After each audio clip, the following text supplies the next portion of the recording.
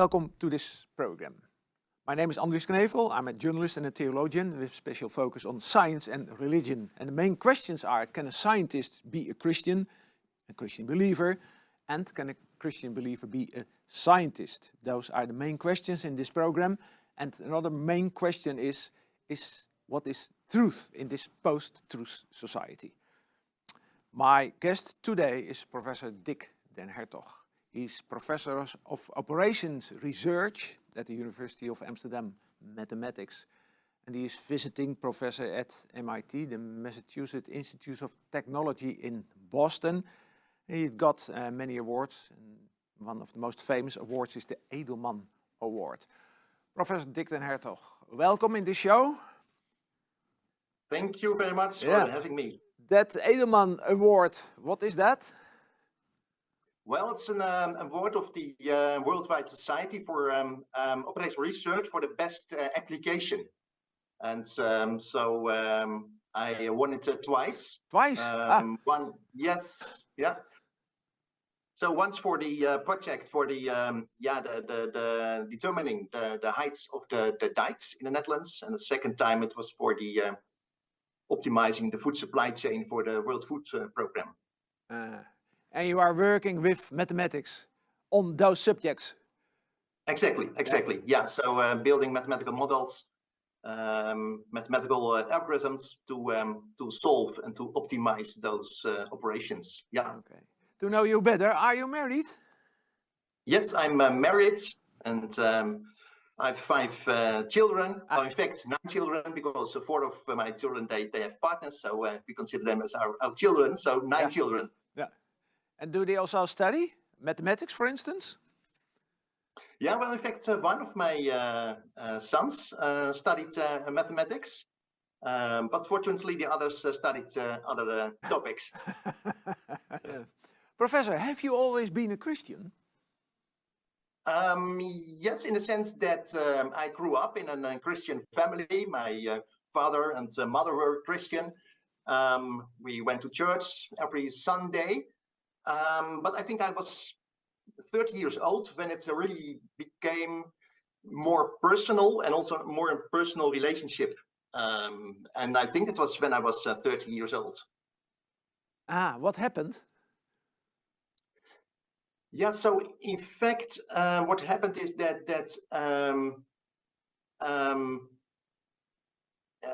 I could say that from that time on, I really discovered who Jesus is. And by really studying the Bible, and also by thinking about, is the Bible really trustworthy and reliable? And by realizing either it's crazy what is in the Bible, or if it is really true, it's immense what the impact is of that truth. Yeah. And I realized it is true. And so, you know, it was an immense impact on my life and my thinking. And what age was that? 13, 14, you said? 30 years old, yeah. Because you went to university later on, and going to university is a threat for Christian believers, isn't it? Yeah. So that is that's what people are thinking and saying, but I don't see it that way.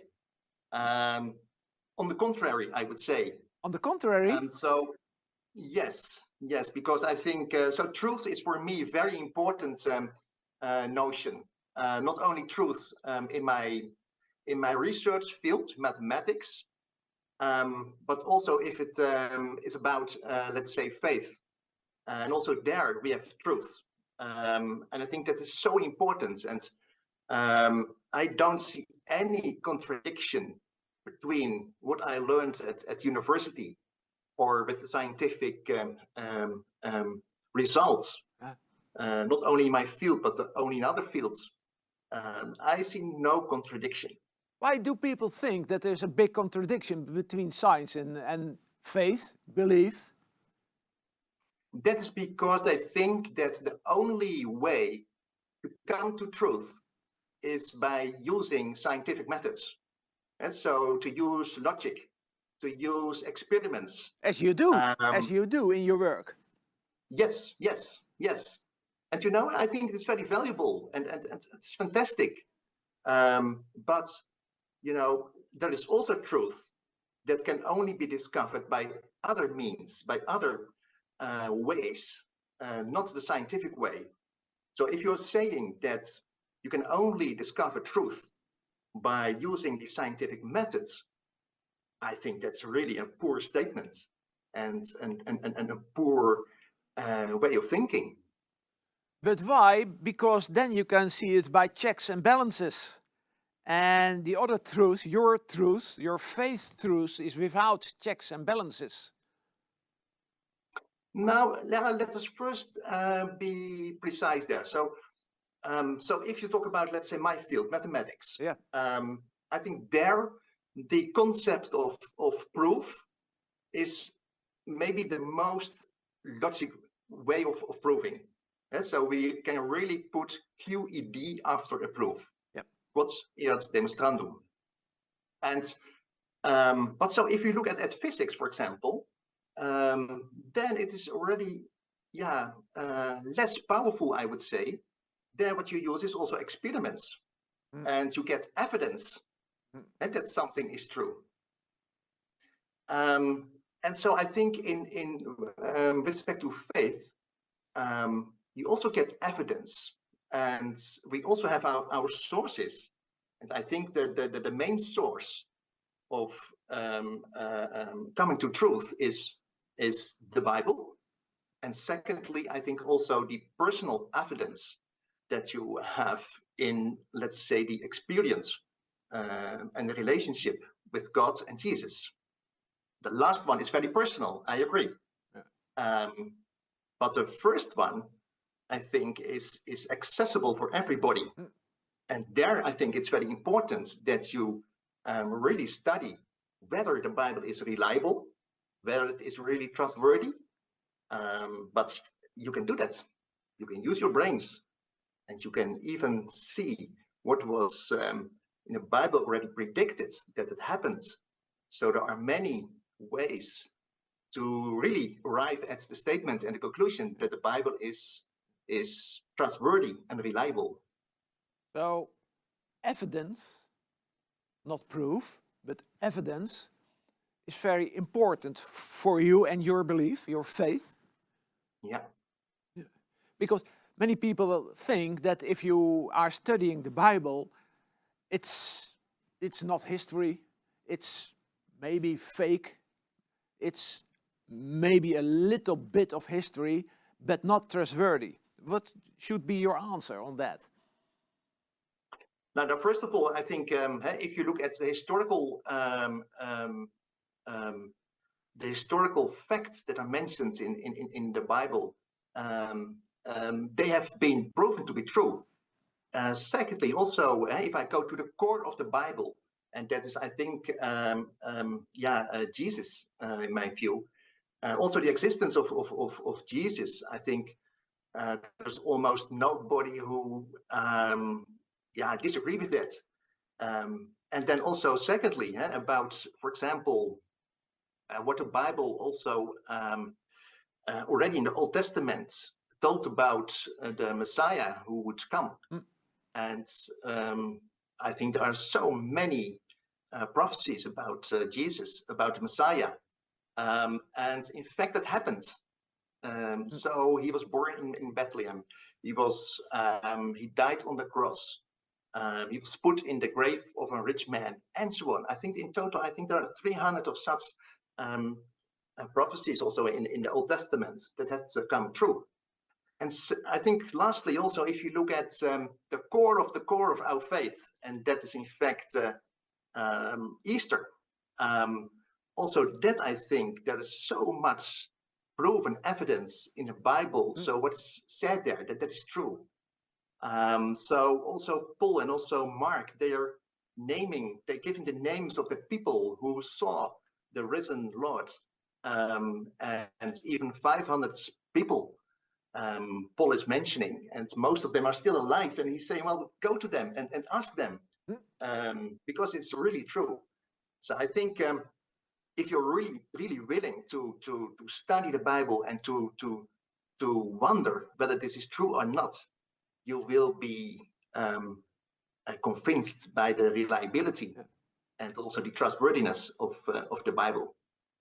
But if it is so obviously that the Bible is reliable and it is history, as you said, and 300 times, why wouldn't not everybody in this world be a Christian believer?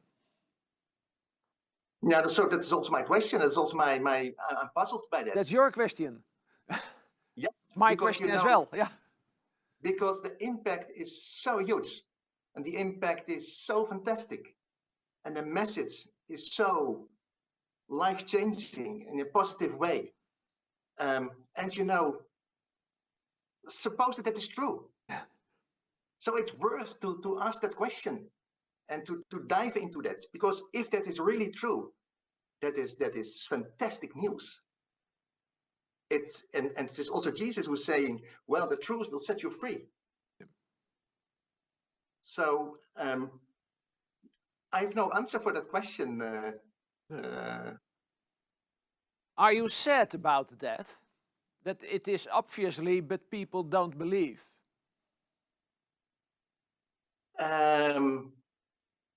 Yes, sad in the sense that I think, and maybe that's partially an answer to your question, that science has been too arrogant by claiming too much, by claiming that their way of proving things and the scientific method is also able to disprove the existence of God. Yeah. So the claims are too heavy. Yeah. And I'm really sad by that, because I think there is so much laziness in thinking, intellectual laziness, by many of those atheists. Yeah. Yeah. But the atheists say that in the long history of the universe, 13 billion years, maybe, in that development of the universe, you can't find anything about God. The universe is empty, talking about God. Yeah. So I don't know who used this this answer that I'm now going to say, but it's like a drunk man who lost his keys, and he's searching for his keys under the streetlight, because he's saying, well, here it is lighter, so I can see the things better. It's the same way as saying, well, we have a scientific method. We haven't seen God in that, so he doesn't exist. This is such a poor, stupid thinking. I can't imagine that real scientists are using this. But on the other hand, do you see fingerprints of God in the real world, in the scientific world, or in your personal world, or in history of the universe? Yes. You see? Yes. Yeah, I see. But I also, and I will tell what I see. Yeah. But for me, so those are clues for me also. But maybe it's not convincing for those people. So I think I would really start with what's really convincing is the Bible. And I really want to stress that, because I think that is really the way to start and to know God. But what do I see? So, for example, in my area, so when I discover, so partially of my work is more applied, partially is more, let's say, theoretical. Yeah. But for me, it is really when I find a new formula or a new theory. Not always, but it happens that it really feels like this is something that God created, and I am discovering that. Yeah. Really, literally discovering. So it was already there, And yeah, so I was able to remove the cover and to discover it. And it is also really very striking to see that. So I asked many of my colleagues, also those who are not Christian, and they have the same feeling. That is, yeah, a feeling of discoveries. Uh-huh. So that means that it has already been there. It's not an invention; it's a discovery. In German they say Entdeckersfreude. Yeah, yeah, yeah, yeah. That feeling. Yeah. Exactly. Yeah, Yeah. yeah, Yeah. yeah. But this world and the universe seems to be ruled by natural laws. If I do Yeah. this, that's the result. It's a Yeah. world without an acting God, they say. Yeah. Yeah. So. In fact, I think that statement is not a scientific statement if they're saying that. And that's Why exactly what not? I said. Because all is natural. There are natural laws in this world, and therefore we are in this world. And you can't see anything about a God. Yeah. Anything But that goes. is. Yeah. Yeah, but that's exactly, I think, in the same line as I said before, the drunk man who Yeah. can only look under the streetlight. So if your method is such that you are unable to by using scientific methods to discover God, that's because the scientific method is too poor to do that. Do you think that God is acting in this world and that God was acting during that long period of time from maybe the Big Bang? Yes, yes, he's still acting also through the laws and the order in nature. And mind you, that is also the reason, by the way, why we do have science nowadays. And I think I can also say that because of this thinking, namely that God created the world and there is an order in nature, that people started to study that. And that was also, I think, a big stimulus for the modern science. Yeah. Yeah. A statement states the universe seems to be designed for the existence of intelligent life. The universe seems to be designed for the existence of intelligent life. Do you agree? Yeah, so I think if you look at human beings, yeah, what I see, and also when I read the Bible, I think we look like our Creator, and in that sense, I think yeah, this statement is true. Yeah. Was there a moment that you doubt Christian belief because of science? Maybe it's very boring, my answer, but the answer is no. No? No. That's boring. No. Yeah, that's a boring answer, Yeah. but yeah, and you know, I'm really puzzled. So I read all the, not all, but most of the books, like the books of Dawkins, Hitchens, and so on. Yeah, the famous But atheists. Yeah. yeah, You read the but books.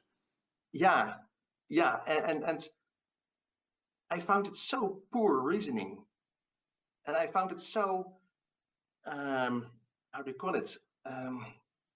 Also intellectual laziness. What they write. Can you explain that a little bit?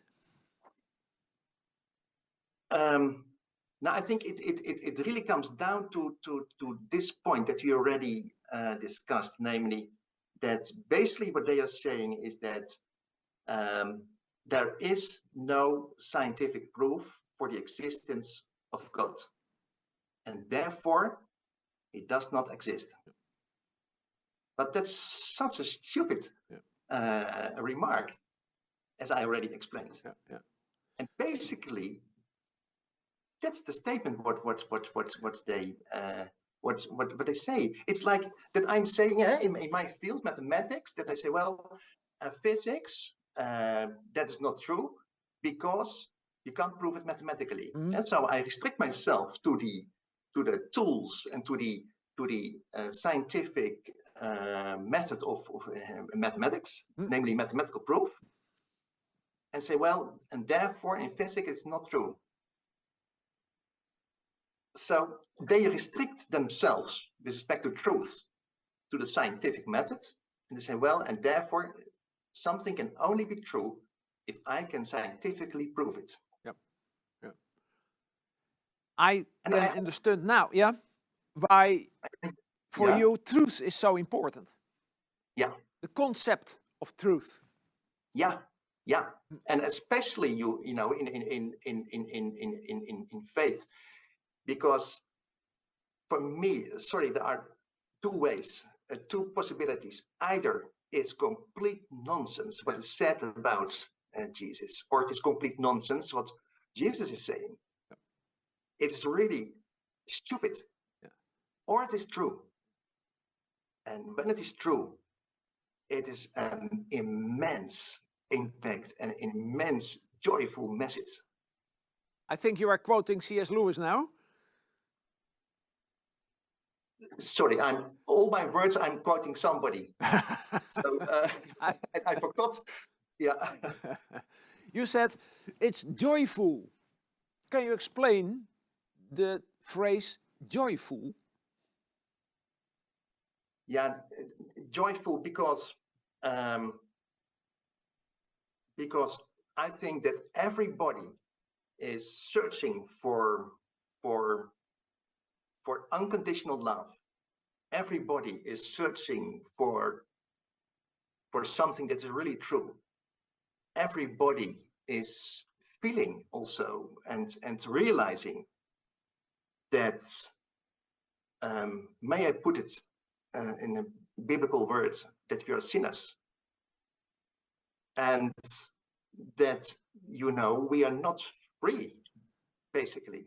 And then the message that God came to earth. He sent his son.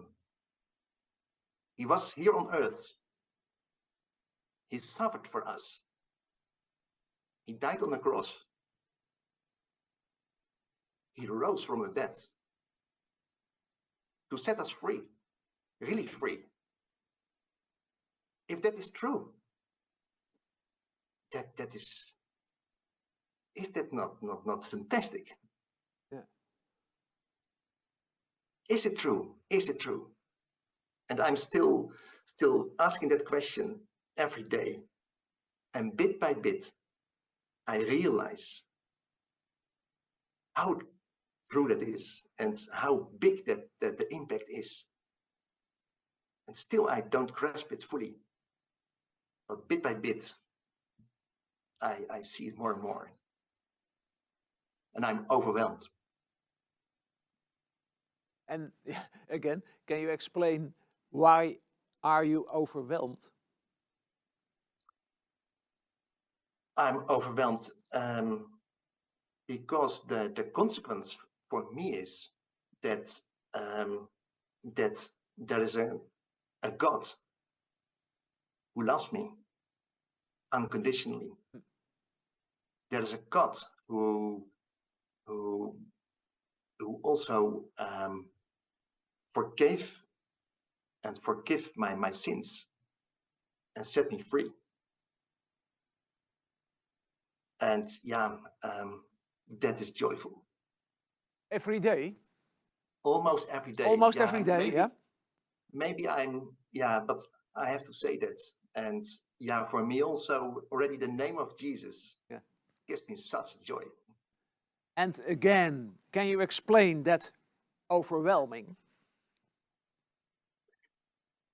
So at the moment you realize that it is really true that there is a God who loves you unconditionally, who sent his son,